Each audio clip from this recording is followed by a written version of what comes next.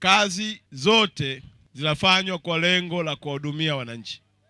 Vifaa hivi si kwa ajili ya ufahari, ni kwa ajili ya kuongeza tija katika kuwahudumia wananchi wa kata zetu zote 25 katika jiji letu la Arusha.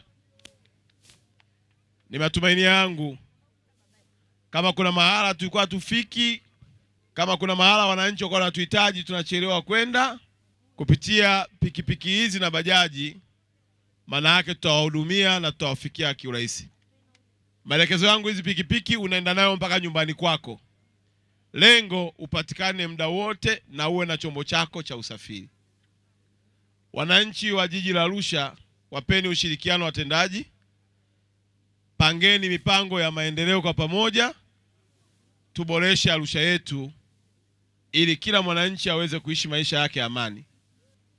Ijumaa sio mbali.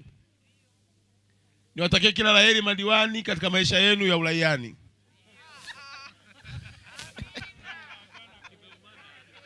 Kwa tarehe 20 ndio kwa maelekezo ya waziri wetu wa TAMISEMI mabaraza yanavunjwa.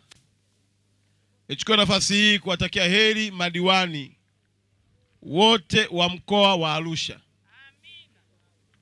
Lakini pia nawaombea heri katika safari yao kupitia kura za maoni za Chama cha Mapinduzi. Mungu awasaidie, awafanyie wepesi na kazi zenu zitawabeba. Watendaji tunawatakia kila laheri. Na siku moja kama mwambia mkurugenzi wa jiji, watendaji wa kata ni mkurugenzi wa kata. Yaani wewe kwenye kata yako ndio msimamizi na mtendaji mkuu wa serikali kwenye ngazi ya nini? Kwa hakikisha umeshika kata yako vizuri.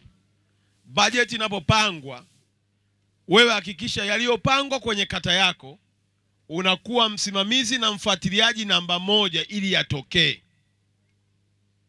Usisubiri kulaumiwa. Usisubiri kuambiwa bajeti haitoshi.